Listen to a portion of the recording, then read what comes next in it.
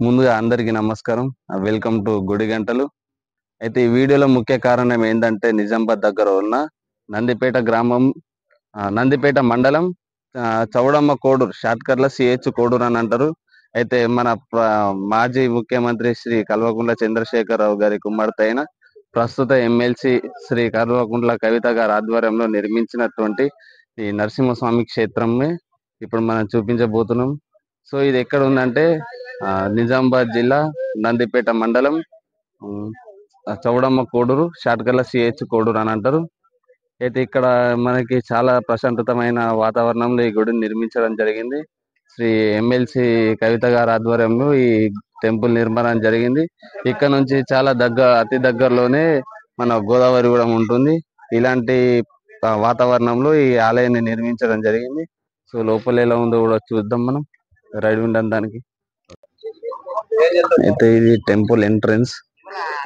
లోపలికి వెళ్ళినాం ఒకసారి. ఇక మనం అన్నటువంటి ఆ బ్యాక్ వాటర్ అదే అక్కడ కనబడుతుంది. లోపలికి ఎంట్రన్స్ అవుతున్నాం, చూద్దాం.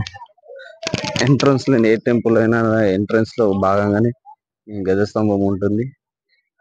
అయితే ఇక్కడ మంచిగా పచ్చని ధనంతో మంచిగా గడ్డి చెట్లు, ఎంతో ప్రశాంతమైన వాతావరణంగా ఈ టెంపుల్ ని కన్స్ట్రక్ట్ చేసారు వాళ్ళ ఆధ్వర్యంలో. ఇక్కడ ఏదో మీటింగ్ ఉన్నట్టుంది. చైర్స్ అవి అరేంజ్మెంట్ బాగా జరుగుతుంది.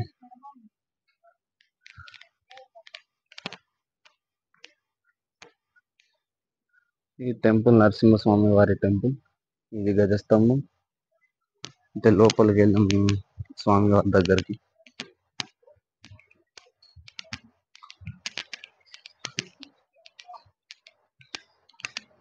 లోపల ఇంటీరియర్ కూడా చాలా అందంగా కన్స్ట్రక్ట్ చేసి మొత్తం స్టోనే వాడినట్టున్నారు. ఈ స్వామి వారి నాకు తెలిసి ఉత్సవాలప్పుడు వాడేటువంటి ఇది అవ్వచ్చు ఇది. లోపల స్వామివారు అమ్మవారితో చాలా అందంగా ఉన్నారు స్వామివారు. ఈ లైట్ ఫోకస్ ఎండ బాగుండడంతో ప్రాబ్లం. ఈ టెంపుల్ లోపల ఆవరణ.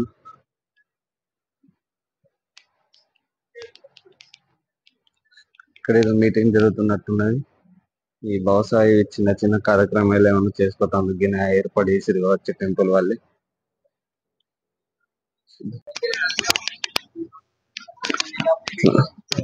ఇక్కడ మంచి లైట్స్ ఇవి ఉన్నాయి.